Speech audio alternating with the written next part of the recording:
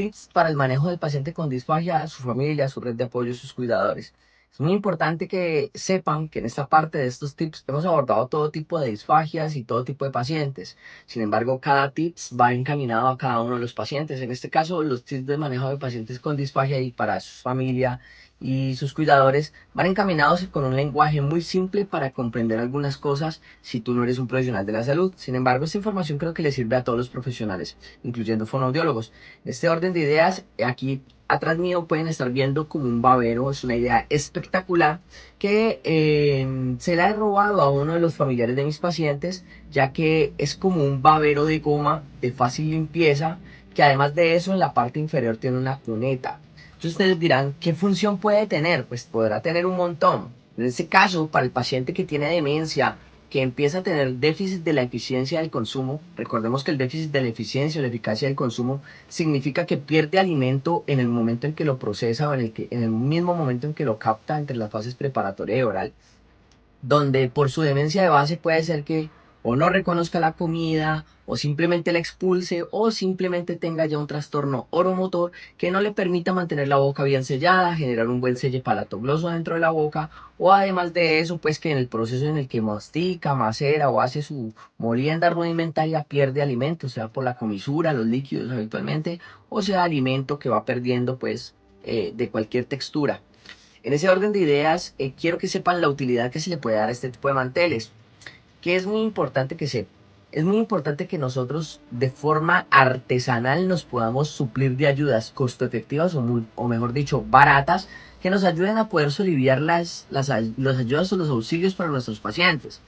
Cuando la demencia es muy avanzada, pues es muy evidente de que la cantidad de comida que el paciente pierde, principalmente el Alzheimer, el Alzheimer y la demencia frontotemporal, donde los pacientes pierden mucho alimento más como por un proceso del trastorno de la conducta alimentaria o en otras patologías también como demencias de enfermedad de los cuerpos de Levy o enfermedades de Parkinson, donde el paciente se torna rígido y es ya la oromotricidad la que se ve entorpecida y por ende me lleva a perder comida, pues todo este tipo de demencias, incluyendo otras que en este momento no alcanzo a citar, me van a llevar a que el paciente progresivamente vaya perdiendo alimento. Como les decía yo inicialmente, en los estadios más avanzados de la enfermedad, es muy evidente la pérdida de alimento y literalmente la familia logra captar y decir, bueno,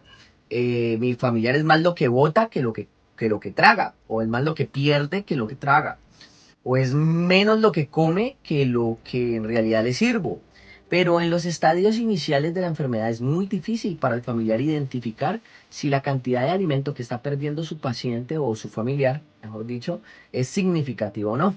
Entonces es muy importante tener en cuenta que si tienes una báscula en la casa, tú tengas en cuenta cuánto pesa el babero solo, vacío.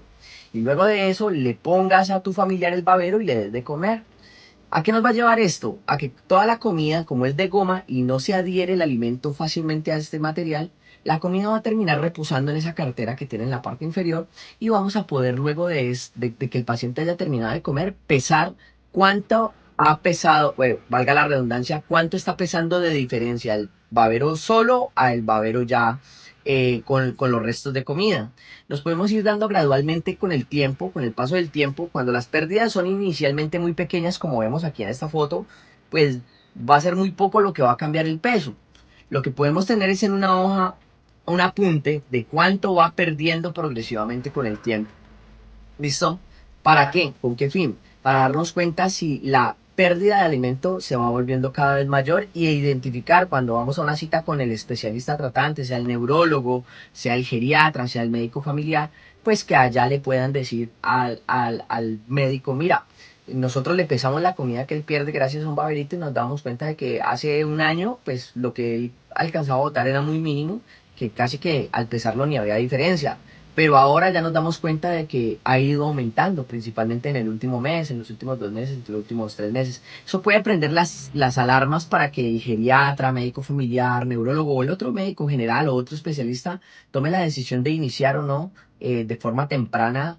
un tratamiento fonoaudiológico para evitar de que el paciente empiece a perder peso. ¿Por qué razón? Porque la mayoría de los pacientes con demencia nos llegan cuando ya empiezan a presentar sarcopenia o empiezan a presentar desnutrición progresiva o pérdida de peso acelerada, o el paciente empieza a ser hospitalizado por hipernatremia, que es pues, cuadros de deshidratación porque no puede tomar el agua, o por el contrario, cuando ya está haciendo neumonías. Entonces, este tipo de ayudas, que son muy artesanales, como les digo, pueden ser de mucha utilidad para que ustedes puedan identificar de forma temprana si su familiar que tenga algún tipo de demencia o mejor llamado trastorno neurocognitivo mayor está empezando ya a perder cantidades importantes. Ahora bien, en los estadios más avanzados, si ya la pérdida de comida es muy grande, vale la pena pesar el plato ya con la comida inicialmente para saber cuánto de comida le estoy ofreciendo y luego de eso yo pesar el babero para ver cuánto de comida perdió y con eso hacer una resta, ¿ya? Le ofrecí 100 gramos de comida y en el babero se me están quedando 30, o sea, la efectividad de la comida literalmente, del consumo de comida literalmente está en el 70%,